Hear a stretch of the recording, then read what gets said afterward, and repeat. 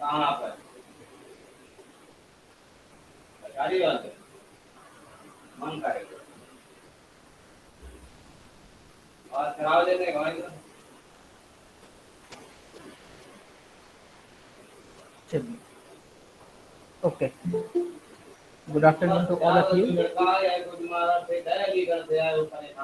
Let's start the class. In the previous lecture, we have discussed about the corporate personality.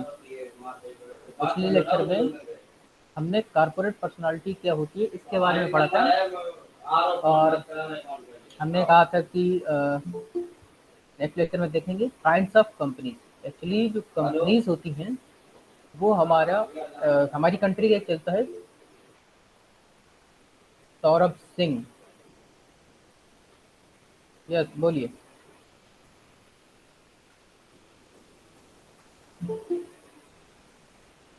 चलिए, हमारे यहाँ company act चलता है 2013। उसके पहले हमारे यहाँ चलता था कंपनी एक्ट 1956, जो कि अमेंडमेंट होकर के उसमें कुछ नई चीज़ें ऐड हो गई हैं। तो जैसे हमारे पास ये आप सबसे पहले देखें ना, 1% कंपनी, ये एक न्यू एंटिटी ऐड हुई है आपके कंपनी एक्ट 2013 में। तो इसके बारे में देखिए क्या है। The 2013 Act introduces a new type of entity to the existing list. जो 1956 में जो हमारा कंपनी एक्ट था उसमें जो हमारे पास लिस्टेड थी कंपनी के टाइप काइंड्स, उसमें से हमने एक नई एंटिटी को लिस्ट किया है। वो क्या है? 1% company, apart from forming a public और प्राइवेट लिमिटेड कंपनी। इसके अलावा उसमें जो प्राइवेट कंपनी और जो पब्लिक कंपनी है उनके अलावा एक और नई एंटिटी को इंट्रोड्यूस किया गया है, दैट इज 1% कंपनी। ठीक, so the 2013 Act enables the formation of a new entity, a 1% company, OPC। अब याद रखिएगा, अगर आपका कभी इंटरनल एग्जाम होगा तो उसमें जैसे ऑब्जेक्टिव क्वेश्चन होंगे, तो जैसे ओपीसी और ओआरसी इस तरह के जो शॉर्ट फॉर्म होते हैं वो जरूर याद रखिएगा। और अभी जो चीज़ें हम बता रहे हैं, क्योंकि ये लॉ है तो लॉ की टर्मिनोलॉजी इसमें जो वर्ड्स आते हैं थोड़ा सा हल्का सा आपको ध्यान देने होंगे, क्योंकि टर्मिनोलॉजी इसकी थोड़ा अलग होती है जो आपकी नॉर्मल सब्जेक्ट होते हैं उससे। ठीक, सो 2008 enables the formation of a new entity, a 1% company। इसको OPC भी हम बोलते हैं, that is 1%। An OPC means a company with only 1% as its member. अब OPC क्या होती है? OPC में केवल 1% उस कंपनी का मेंबर होगा। अब यहाँ पर देखिए, 1% मेंबर का मतलब होता है कि उस कंपनी जो कि रजिस्टर्ड कंपनी है उसमें जो रजिस्टर्ड पर्सन होगा वो केवल एक ही होगा। जैसे अगर कोई कंपनी होती है तो उसमें मैनेज MD, चेयरमैन, CEO, इस तरह से कई लोग उसमें रजिस्टर्ड होते हैं उस कंपनी के तौर पर, उस कंपनी के एम्प्लॉय या शेयर होल्डर्स या उसके ऑनर्स के तौर पर। लेकिन जो ओपीसी कंपनी है तो उसमें केवल एक ही मेंबर होगा जो रजिस्टर्ड होगा उस कंपनी में।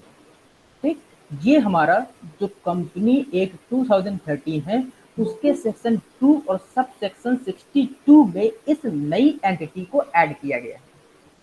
ठीक, तो ये हो गया हमारे पास OPC, that is one person company.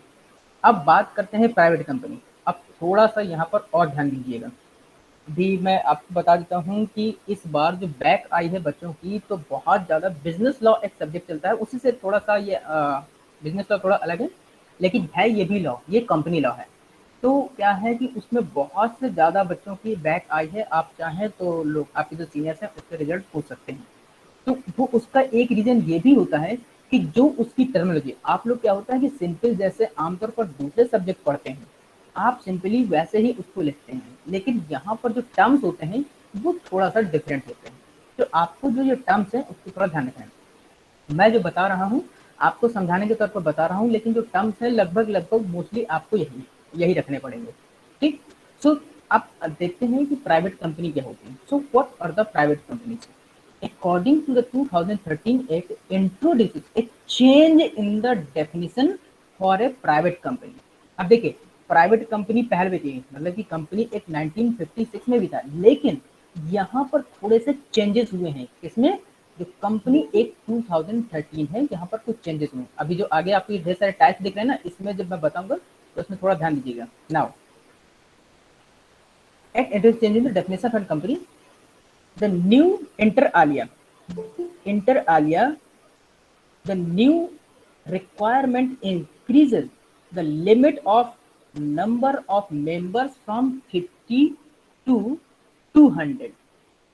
Section 2 subsection 68 of 2000 एक कंपनी एक 2013।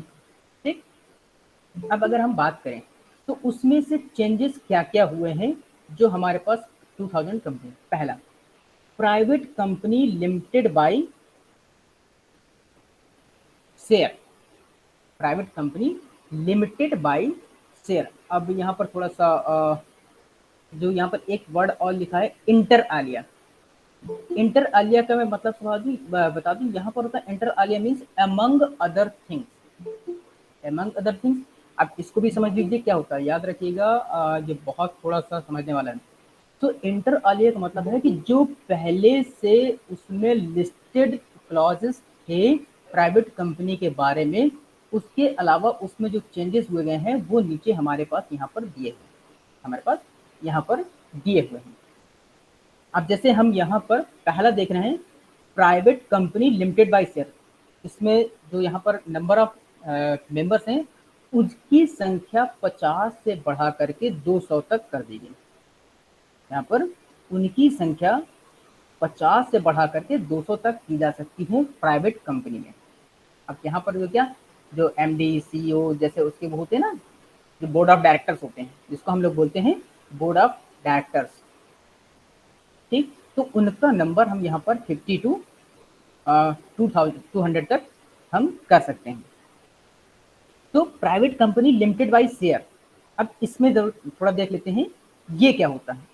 आप लोग शेयर्स के बारे में जानते हैं, शेयर्स वो होते हैं जो कंपनी इशू करती है, जो कंपनी इशू करती है इक्विटी शेयर, और जो लोग उसके शेयर होल्डर होते हैं, जो लोग उसके शेयर होल्डर होते हैं वो उसके उतने के ऑनरशिप होते हैं। So a private company is formed by a small number of share holders who come together for a social cause और प्रॉफिट मोटिव। अब जो private company limited by share होती है उसमें क्या होता है कि नंबर ऑफ मेंबर इसके 200 के अंडर ही रहेंगे, ठीक, जितने भी। लेकिन यहाँ पर एक चीज पता है, वो कम रहेंगे, सबका शेयर होगा उसमें, शेयर के अलावा और कुछ नहीं होगा, उनका सबका उसमें शेयर होगा, कोई 10% का, कोई 15% का, कोई 20% का, और वो केवल उसी के लिए लायबल है, वो केवल उसी के लिए लायबल होंगे। वो सब किस लिए जुड़ते हैं, वो इसलिए कि जब या तो कोई उनका कोई पर्सनल काम होगा या कोई इशू, या तो फिर वो प्रॉफिट के लिए, या तो फिर कोई मॉनेटरी टर्म में बेनिफिट होगा उसके लिए। तो अब इसको हम थोड़ा सा सिंपली इस तौर पर समझते हैं कि जब किसी बिजनेस में कुछ मेंबर किसी अपने पर्सनल प्रॉफिट के लिए या पर्सनल बेनिफिट के लिए एक साथ बिजनेस करते हैं, वो फर्म कहलाती है आपकी private company limited by share. यहाँ पर the shares of a private company are not traded on a public stock exchange. अब शेयर्स का मतलब जानते क्या? शेयर्स का मतलब देखिए, शेयर्स होते हैं आपके जो बीएसई एनएससी में लिस्टेड कंपनीज होती हैं, उनके शेयर जो है कोई भी परचेज कर सकता है और कोई भी उसको सेल कर सकता है। कंपनी पहले इशू करती है आईपीओ, उसके बाद फिर वो रीसेल होते रहते हैं। लेकिन जो private company limited by share है, इसको स्टॉक एक्सचेंज में नहीं होगा। स्टॉक एक्सचेंज का मतलब जो बीएससी एनएससी है वहां पर ये कंपनी नहीं होगी, वहां पर ये शेयर इशू नहीं कर सकते। इसका मतलब क्या हुआ कि जो इसके शेयर होल्डर्स हैं, वो जो शेयर होल्डर्स है, एक तरह से आप ये कह सकते हैं कि वो उसके पार्टनर्स हैं, कि जो भी प्रॉफिट होगा उसको वो आपस में बांट लेंगे, जो भी प्रॉफिट होगा वो उसको आपस में बांट लेंगे। तो इस तरह की कंपनी जो अपने प्रॉफिट मोटिव के लिए जिसमें कुछ शेयर होल्डर्स एक कंपनी फ्रेम करते हैं, वो कहलाती है private company limited by share. अब दूसरा देखिए, private company limited by guarantee and having share capital. Private company limited by guarantee and having share capital. अब यहाँ पर गारंटी, गारंटी का मतलब है यहाँ पर आपके पास, अगर ये कुछ केसेस ऐसे होते हैं जब आपकी कंपनी कभी कुछ इंसॉल्वेंसी या आप वाइंड अप के केस पर होती है, तब ये चीज, ये तब आपका उसमें इन्वॉल्व होता है। तो इसमें क्या होता है कि जो उसकी शेयर कैपिटल होगा, मतलब कि मान लीजिए जैसे कंपनी कभी वाइंड अप हो रही है, तो उसका जितना भी शेयर कैपिटल होगा, इसके अलावा देखिए और भी एसेट्स होते हैं उसमें, और भी एसेट्स होंगे, मतलब कि उसकी मशीनरी है और भी चीजें होंगी, जितने भी एसेट्स होंगे, कैश होगा, कैश इन हैंड होगा, जो भी होगा उस वो नहीं, केवल जो शेयर का कैपिटल होगा वो उसके जितने भी शेयर होल्डर्स होंगे उनमें डिस्ट्रीब्यूट होगा। तो कंपनी जो लायबल होगी, जो उसका शेयर कैपिटल होगा केवल उसके लिए लायबल होगी। ये गारंटी, ये इस बात की गारंटी होती है कि जितने भी उसके शेयर होल्डर होंगे उस शेयर कैपिटल के लिए वो लायबल होंगे। लायबिलिटी उनकी किसके लिए होगी? केवल शेयर्स के लिए। ठीक है ना? तो जो इस तरह की कंपनी होती है वो कहलाती है that company called to private company limited by guarantee and having share capital. याद रखिएगा, इस चीज को थोड़ा ध्यान दीजिए कि ये उसमें लायबल होते हैं। अब दूसरी देखिए, private company limited by guarantee and having no share capital. अब जो private private company limited by guarantee, अब उसमें वो गारंटी तो देते हैं, जैसे ऊपर गारंटी देते थे, लेकिन जब अगर ऐसा कुछ होता है तो जो डिस्ट्रीब्यूशन होगा वो केवल शेयर कैपिटल का होगा। जो नीचे वाले में है गारंटी है, लेकिन यहाँ पर शेयर कैपिटल नहीं है, यहाँ पर शेयर कैपिटल नहीं। इसका मतलब कि जो आपकी दूसरे कैपिटल्स हैं, जो आपके दूसरे कैपिटल्स जो कि आपके बिजनेस में लगे हुए हैं, उनको एज ए लाइबिलिटी के तौर पर आपको उसको डिस्ट्रीब्यूट करना पड़ेगा।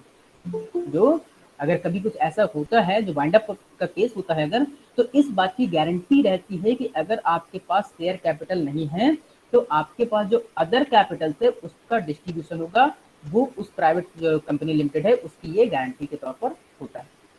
मतलब कि वो इस बात की गारंटी देते हैं कि उनके पास अगर शेयर कैपिटल नहीं है तो जो अदर कैपिटल है वो that will be distributed among the your customers और शेयर होल्डर्स और स्टेक होल्डर्स।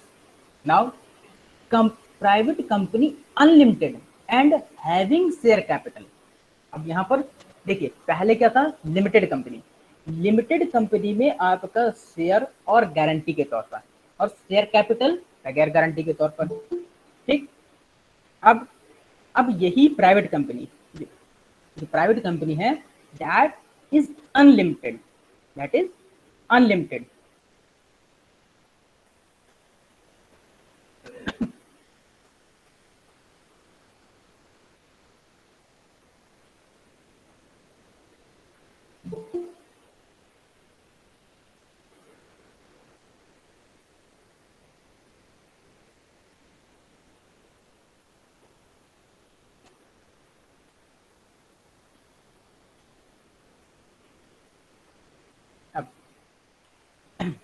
अब मान लीजिए कोई कंपनी है, कोई ऐसी प्राइवेट कंपनी है जिसके पास शेयर कैपिटल है, तो private company limited by share. अब देखिए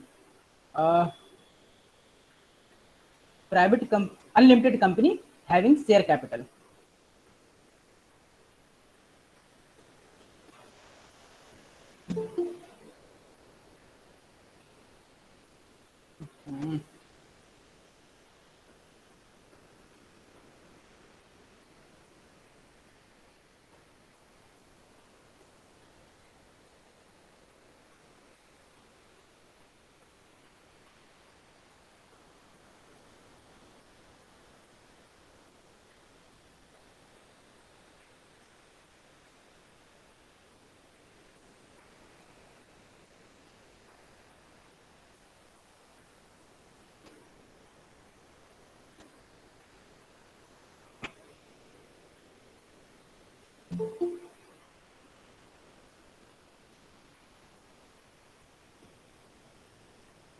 अब जैसे हमने पीछे देखा था कि वहां पर जो लाइबिलिटीज होती हैं वो आपकी लिमिटेड होती हैं।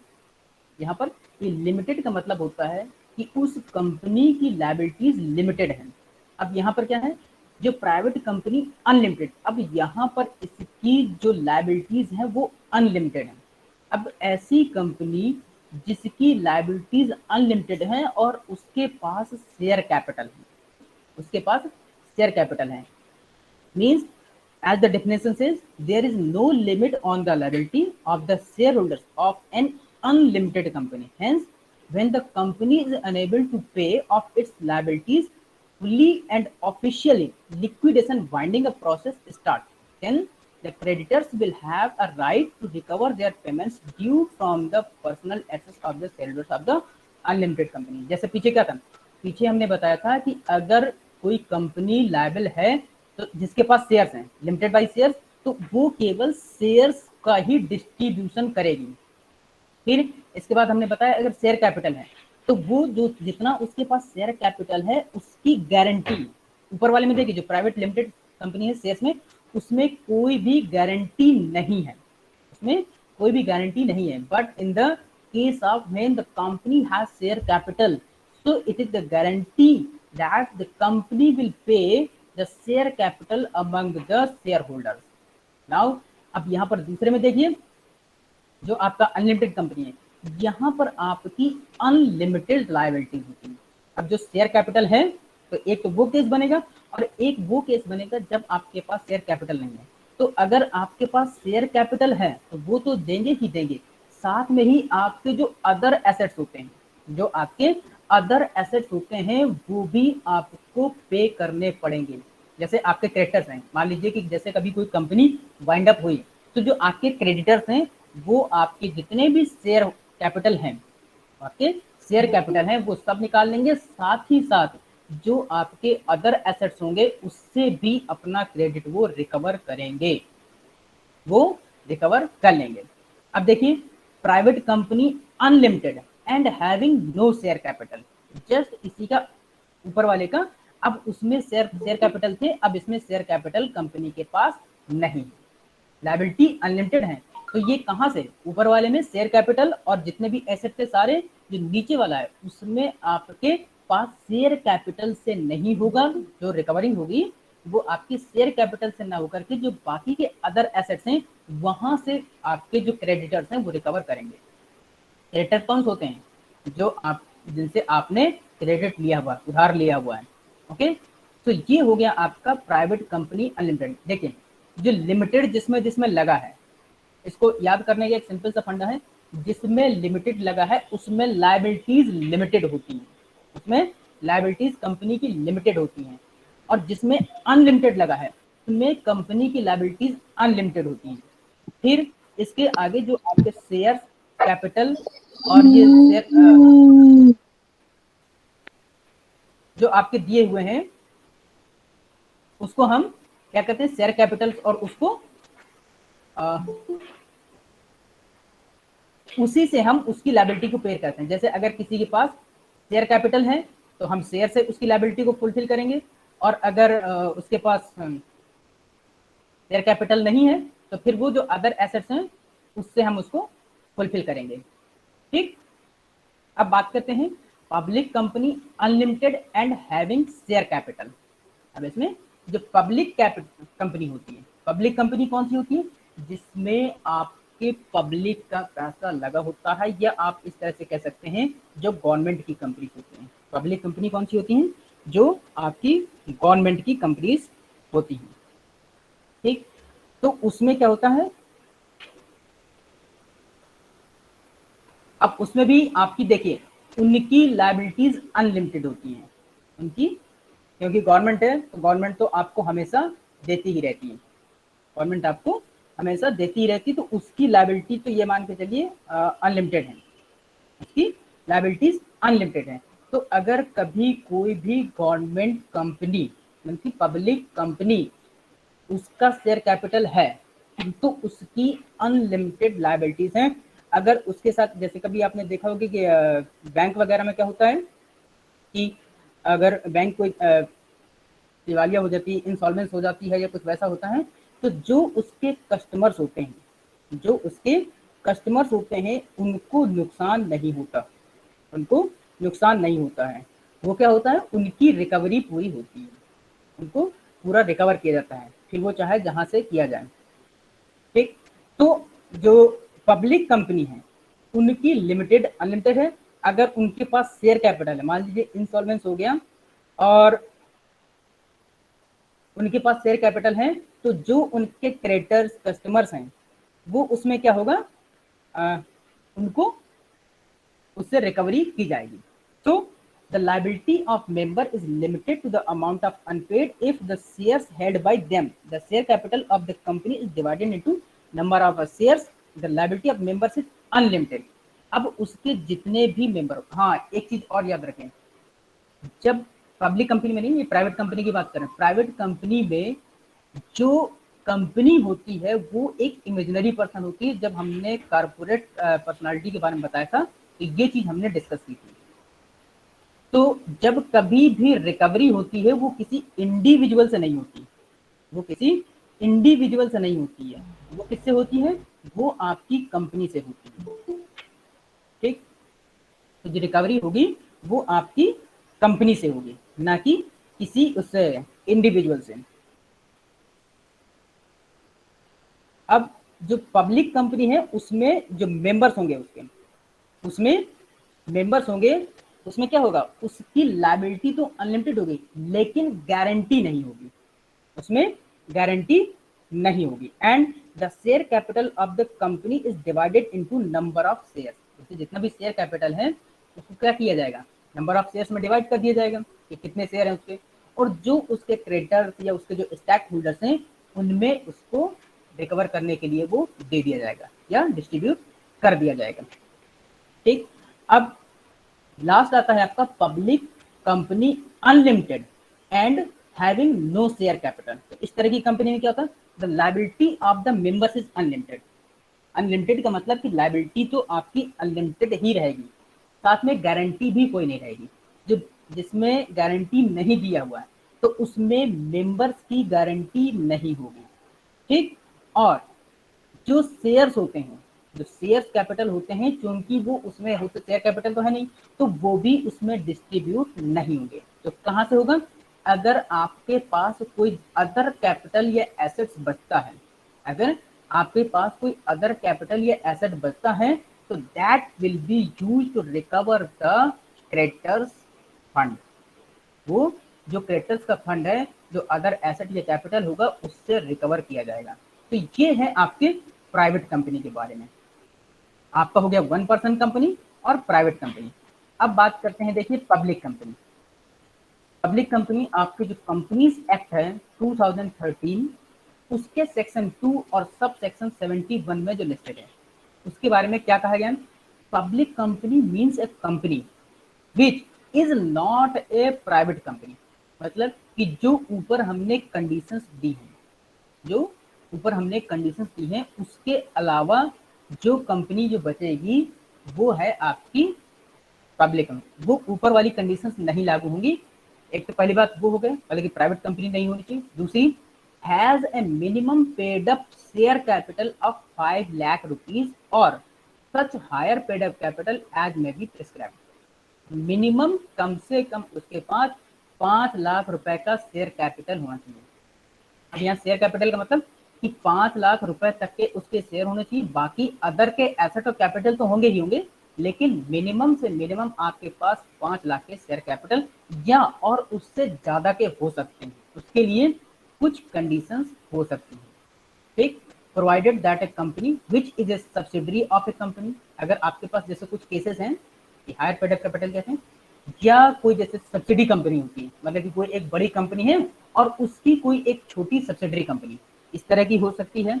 Not being a private company, एक प्राइवेट कंपनी नहीं थे, जैसे आपने देखा होगा कि जो एनटीपीसी है तो उसकी कई सब्सिडी कंपनी होती है, ओएनजीसी वगैरह है उसकी कई सब्सिडी कंपनी होती है। तो इस तरह की जो कंपनी है वो आपकी पब्लिक कंपनी के अंतर्गत आ सकती है। Now shall be deemed to be public company for the purpose of this act even such subsidiary company constitutes to be a private company in its article। देखिए, अब यही जो सब्सिडरी कंपनी होती है, जो पब्लिक कंपनी की subsidiary company होती है, वो कभी कभी प्राइवेट के तौर पर कंसीडर की जा सकती है। किस तरह से? अगर public company limited by shares हो जाए, लिमिटेड बाय शेयर। अब यहाँ पर देखिए इसका क्या मतलब हुआ कि जो इस समय प्रोसेस गवर्नमेंट कर रही है वो लगभग यही है। जैसे आपके यहाँ जो डिफेंस सेक्टर का ऑर्डिनेंस या आपके कानपुर में है ना स्मॉल आर्म्स, इसमें तो आप इसमें देखिएगा कि इसमें काफी कुछ शेयर जो है आपका प्राइवेट सेक्टर के हाथ में चला गया है, जो प्राइवेट ऑर्गेनाइजेशन है उनके हाथ में चला गया है, तो अब उनकी ऑनरशिप चली गई है, ठीक। तो जो इस तरह की कंपनी बन जाती है तो पब्लिक कंपनी लिमिटेड, उसमें क्या है कि गवर्नमेंट ने शेयर्स उनको इशू कर दिए, तो अब जो पब्लिक कंपनी लायबल होगी, जो लिमिटेड लायबिलिटी होगी, किस टर्म में? केवल शेयर्स के टर्म में। मतलब कि जो पब्लिक कंपनी ने शेयर इशू किए हैं, अगर कभी कुछ हो जाता है तो उसकी रिकवरी क्रेडिटर केवल शेयर्स को बेच करके कर पाएंगे, तो केवल शेयर्स को बेच करके ही कर पाएंगे आपका। Now public company limited by guarantee and having share capital. अब देखिए जो ऊपर वाले केस में है, जो पब्लिक कंपनी है उसकी शेयर से रिकवरी होगी, लेकिन कोई गारंटी नहीं है। लेकिन नीचे वाले में अगर आपके पास शेयर कैपिटल है तो आपको गारंटी भी मिलती है, आपको गारंटी मिलती क्या कि क्रेडिटर्स अपना जो रिकवरी है वो उसके जो शेयर कैपिटल्स हैं उसके द्वारा कर सकते। लेकिन बट यहाँ कंपनी की लायबिलिटी लिमिटेड है, यहाँ पर liabilities of companies is limited, the liabilities of companies are limited but they provide the guarantee if they have share capital। अगर उनके पास शेयर कैपिटल है तो जितना भी उनका क्रेडिट है वो उसको पे करेंगे जितना उनके पास शेयर कैपिटल होगा। इसी का अगला है क्या? Public company limited by guarantee and having no share capital. ये जो नीचे के तीनों केस हैं ये इस समय गवर्नमेंट इन्हीं की प्रोसेस में है। आप के अगर किसी के भी एम्प्लॉय गार्जियंस इसमें हो तो आप एक आइडिया लीजिए, जैसे ऑर्डिनेंस फैक्ट्री है, जो स्मॉल आर्म्स है, ये एफजीएफ है, इनमें। और इसके बाद जो आपका इंश्योरेंस सेक्टर तो पूरा उसमें चला गया है, लेकिन गवर्नमेंट सेक्टर की कुछ इंश्योरेंस हैं, कुछ डिफेंस का ऐसी कंपनीज हैं जो इनके अंतर्गत अभी हैं। जो नीचे के तीन जो हमने ये कंपनीज के बारे में बताया है, इसमें जो पब्लिक सेक्टर की कई कंपनीज है इन तीनों के अंतर्गत आ जाएंगी, ठीक। तो the public company limited by guarantee, limited liability होंगी, लेकिन वो की गारंटी देंगे, उनके पास शेयर कैपिटल नहीं होगा, लेकिन जो अदर एसेट्स होंगे उससे या कैपिटल्स होंगे उससे वो अपने क्रेडिट की रिकवरी कर लेंगे, ठीक। अब बात करते हैं डोरमेंट कंपनी। डोरमेंट में होता है सुस्त, आलसी, निष्क्रिय। तो the 2008 states that a company can be classified as a dormant when it is formed and registered under this 2013 Act for a future project or to hold an asset or intellectual property and has no significant accounting transaction. Such a company or an inactive one may apply to the ROC। ROC का भी अभी बताते हैं, ठीक है ना। in such manner as may be prescribed for obtaining the status of a dormant company। ये है आपका सेक्शन 45 ऑफ 2014 है। ठीक, तो जैसे आपने अभी कोई कंपनी रन नहीं कर रहे हैं and you have any idea about to run a company. ठीक, आपको लगता है कि आपके दिमाग में कोई एक बढ़िया प्रपोजल, एक रिसर्च प्रोजेक्ट आया है जो आगे भविष्य में आपको बेनिफिट दे सकता है। ठीक, तो आपने क्या किया, उसको रजिस्टर करवा लिया। आप कोई भविष्य में बिजनेस करना चाहते हैं ताकि कोई और दूसरा ना कर पाए, ताकि कोई और उसको दूसरा ना कर पाए। ठीक, तो आपको क्या करना पड़ेगा, then you have to go to the registrar of the company. जो जहाँ कंपनी का आपका रजिस्ट्रेशन होता है वहां पर एक होता है ROC, रजिस्ट्रार ऑफ कंपनीज। इसको आप रजिस्ट्रार, ROC का मतलब होता है रजिस्ट्रार ऑफ कंपनी। जो इस तरह की कंपनी होती इनका कोई ट्रांजैक्शन फिजिकल नहीं होता, इसका कोई फिजिकल ट्रांजैक्शन नहीं होता, अगर होता भी तो उसका कोई सिग्निफिकेंट अकाउंटिंग नहीं होती। मतलब कि जैसे जब आपकी कोई कंपनी होती है तो कंपनी में क्या होता है, जो ट्रांजैक्शन होते हैं उसके रिकॉर्ड होते हैं, और जब आपकी फाइनल बैलेंस शीट बनती है तो आप उसको शो करते हैं। But in the dormant company जो आपके अकाउंटिंग ट्रांजैक्शन होते हैं उनका कोई सिग्निफिकेंट नहीं होता। अब मान लीजिए आपके दिमाग में, जैसे इंटेलेक्चुअल प्रॉपर्टी का मतलब होता है आपके पास कोई आइडिया, आपके पास कोई आइडिया है किसी बिजनेस का और आपने रजिस्ट्रार के पास उसके लिए आपने अप्लाई कर रखा है। तो हो सकता है कि कोई और उस आइडिया को लेकर के अपना बिजनेस स्टार्ट कर दे। तो आप क्या करेंगे, आप ये करेंगे कि अपने उस प्रोजेक्ट को लेकर के अगर आप उसका रजिस्ट्रेशन करवा लेते हैं तो कोई दूसरा उस नाम से उस प्रोजेक्ट को नहीं कर पाएगा। ठीक है ना, इसको हम लोग जो इंटेलेक्चुअल प्रॉपर्टी राइट होता है उसके अंतर्गत भी लाते हैं कि मान लीजिए आपका कोई आइडिया है, लेकिन हाँ ठीक है, जो इस तरह की कंपनी होती है वो क्या होती है, भविष्य में हो सकता है कि कभी उनका कुछ हो, लेकिन करंट टाइम में उनका कोई भी ऐसी एक्टिविटी नहीं होती है जिससे उनका कोई अकाउंटिंग ट्रांजैक्शन हो रहा है। ये भविष्य, जैसे हमने कोई, हमारे पास कोई आइडिया है तो हम वो भविष्य में बिजनेस करना चाहते हैं, तो क्या है वो अभी तो इनर्ट पड़ा है, इनएक्टिव है, तो हम इनएक्टिव है। यहाँ पर देखिए, such a company or an inactive one may apply to the ROC in such manner as may be prescribed for obtaining the status of a dormant company। एक चीज और होती है कि मान लीजिए आपकी कंपनी बहुत दिनों से ऐसे घाटे में जा रही है और आप उसको वाइंड अप नहीं करना चाहते, आप उसको बंद नहीं करना चाहते, तो आप उसके लिए भी अप्लाई कर सकते हैं कि अब हमारी कंपनी को डोरमेंट कंपनी डिक्लेयर कर दिया जाए। जैसे बहुत सी कंपनीज क्या होती हैं कि अपनी कंपनी को वाइंड अप नहीं करना चाहती, इसलिए ताकि कोई दूसरा इसको कैप्चर कर ले और उसको वो चलाता रहे, तो वो अपने सारे ट्रांजैक्शन बंद कर देते हैं, वो अपने सारे ट्रांजैक्शन बंद कर देते हैं। ठीक, लेकिन जब कोई दूसरा उसको परचेज करने के लिए आता है तो फिर अपना उसकी जो डील होती है वो कर लेते हैं। तो इस तरह की जो कंपनी होती है तो कंपनी में जो है क्या करते हैं, आप उसको डोरमेंट कंपनी के लिए अप्लाई कर सकते हैं कि अब हमारी कंपनी को आप इस लिस्ट में डाल दीजिए डोरमेंट कंपनी, जिसको निष्क्रिय कंपनी होता है। ठीक, नेक्स्ट है आपका small company. Small company has been defined as a company other than a public company.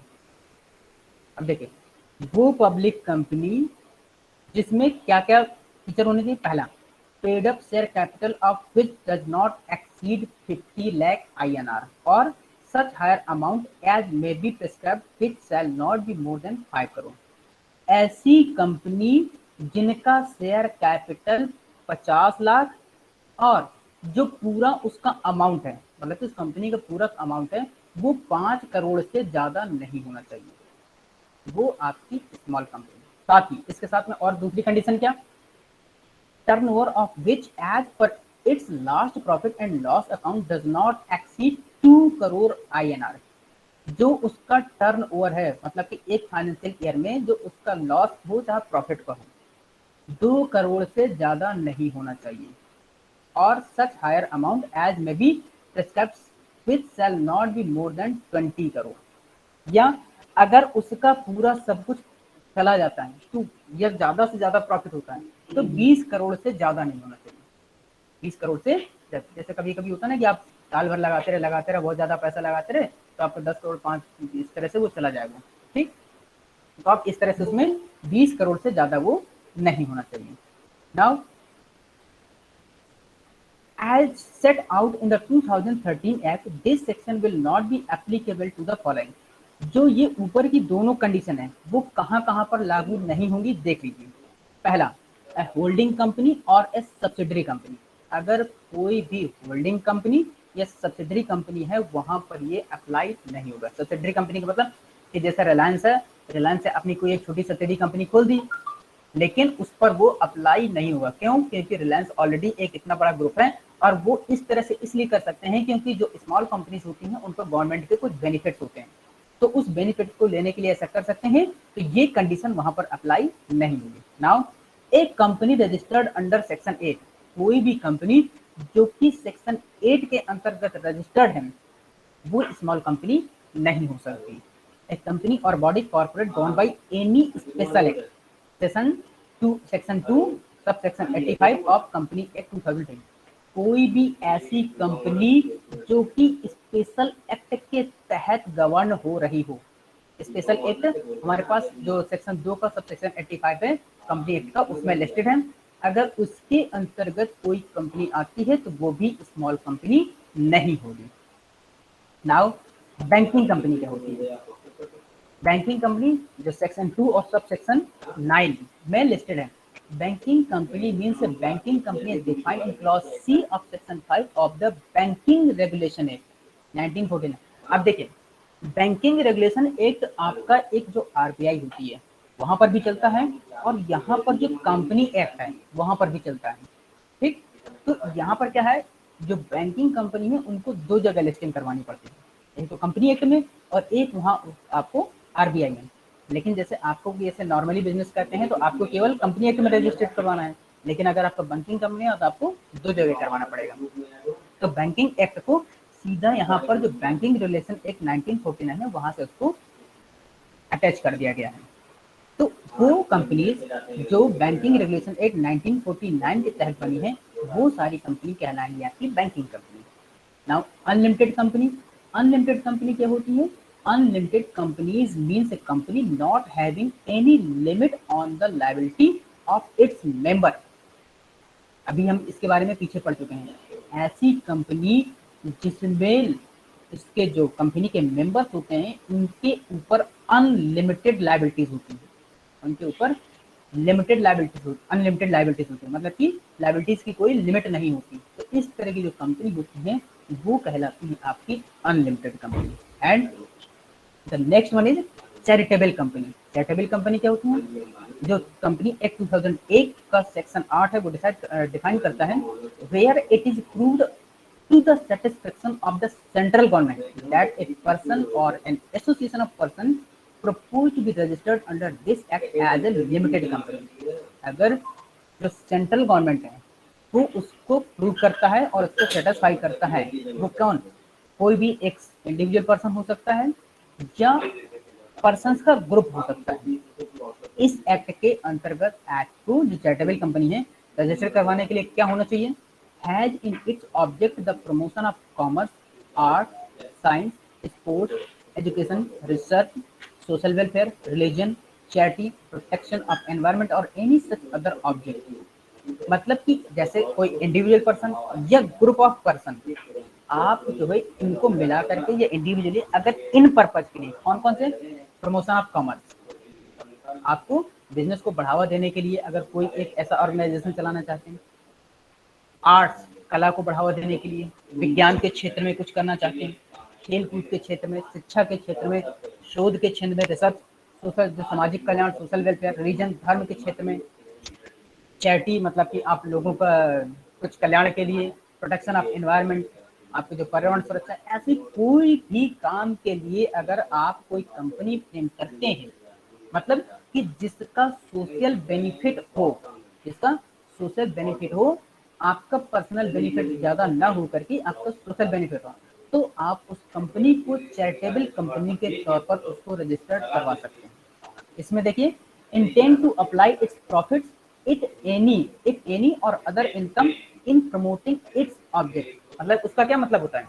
कि आप इससे जो पैसा कमाएंगे, आपने मान लीजिए कोई इस तरह की कंपनी खोली, एनजीओ खोल लिया, तो उसमें ये लिखा है कि आपके पास इससे जो भी पैसा आएगा उससे आप उस ऑब्जेक्ट को जिसके लिए खोला है, मान लीजिए कि आपने एक एनजीओ खोला, वो किस लिए, ताकि छोटे बच्चों की, जो गरीब बच्चे हैं उनकी शिक्षा को पढ़ाया जा सके, उसके लिए आपने खोला और आपने लोगों से डोनेशन लेना चालू कर दिया, आपको लोग खूब डोनेट कर रहे हैं, तो उसका मतलब ये है कि आपके पास जो इनकम आ रही है उसका इस्तेमाल आप एजुकेशन में या उसको डेवलपमेंट में उसको एक्सपेंड करेंगे।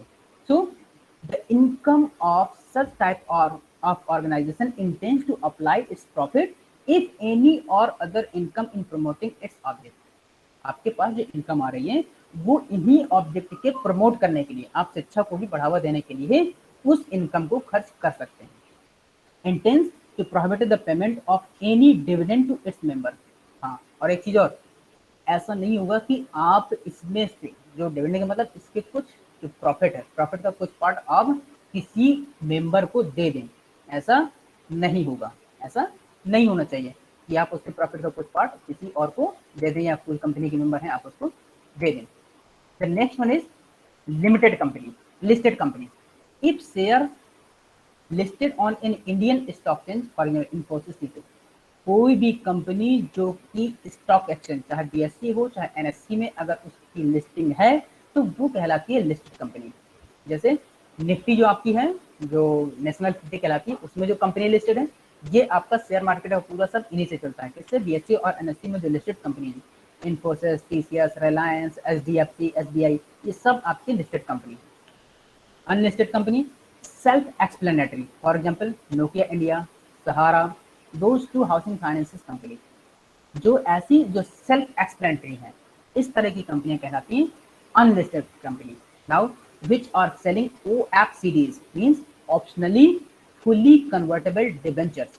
ऑप्शनली कन्वर्टेबल डिबेंचर्स आर डेब्ट securities which allow an issuer to raise capital and in return the issuer pays interest to the investor। अब देखिए जो अनलिस्टेड कंपनी या ओएफसीडी होती है वो क्या होती है कि ये लोग डिबेंचर इशू करते हैं। डिबेंचर्स का मतलब होता है आपको ऋण पत्र देते हैं, आपसे पैसा लेते हैं और आपको एक डेफिनेट टाइम पीरियड के बाद उसमें कुछ इंटरेस्ट लगा करके 9% 10% लगा करके आपको फिर वो वापस करते हैं, तो इसको बोलते हैं ऑप्शनली फुली कन्वर्टेबल डिबेंचर। तो इस तरह की जो कंपनी है वो आपकी आती है अनलिस्टेड कंपनी की। अभी जैसे एक केस वो था सुब्रत राय सहारा का, जिनको जेल चले गए थे, उनकी कंपनी लिस्टेड नहीं थी। वो क्या करते थे, इंडिविजुअल मतलब कि कस्टमर से किसी से 10 रुपए किसी से 20 रुपए से, ऐसे उनकी बहुत सी योजना चलती थी कि आप 10 रुपए 20 रुपए दीजिए और इसके बाद आपको 5 साल बाद 10 साल बाद 15 साल बाद इसको आपको इतने लाख मिलेगा इतने लाख मिलेगा, इस तरह का एक प्लान चलाया था। लेकिन वो क्या किया गया कि उसको जो है पैसा तो सहारा एक फेमस कंपनी है, लोगों ने उसमें इन्वेस्ट किया लेकिन उन्होंने उसका पैसा वापस नहीं किया, तो इसीलिए उन्होंने क्या किया था, उनको जेल हो गई थी। And got Subrata Roy in jail for he did not get SEBI permission before selling OFCD and did not repay investors money with SEBI ordered him to. उन्होंने जो उनके इन्वेस्टर्स हैं मतलब कि जिनको डिवेंचर्स इशू करके उन्होंने पैसे लिए थे उनको पैसे वापस नहीं किए थे। Overall 9 lakh companies in India, लगभग मोर देन 9 लाख से ज्यादा इंडिया में company, and more than 90% of Indian companies are private limited, और 90% से ज्यादा company private company, private limited company. ठीक, now holding subsidiary and associate companies क्या होती है? होल्डिंग कंपनी वो होती हैं इटसेल्फ ओन 20% और मोर शेयर्स ऑफ अनदर कंपनी।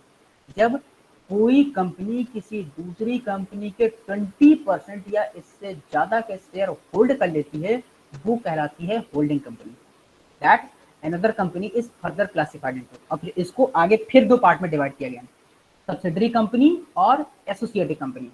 तो जो एक 50% share owned by holding company, अगर जो होल्डिंग जो 20% है उसने अगर 50% तक कर लिया तो वो कहलाएगी आपका सब्सिडरी कंपनी। और if 20% of more share owned by holding company, अगर उसी होल्डिंग कंपनी के द्वारा 20% से ऊपर और 50% से कम हो तो वो कहलाती है आपकी एसोसिएट कंपनी। ठीक, ये हो गए आपके काइंड ऑफ कंपनी। ये कुछ और कंपनीज हैं जिसके बारे में हम लोग पढ़ेंगे नेक्स्ट लेक्चर में। अब अगर यहाँ तक किसी को कोई प्रॉब्लम हो तो पूछ सकता है। वन मोर थिंग, सभी लोग प्लीज अपना नाम लिख दीजिए, जो लोग बाद में आए हैं वो लोग भी, और जिन लोगों ने नाम नहीं लिखा है वो लोग चैट बॉक्स में अटेंडेंस के लिए नाम लिख दें प्लीज।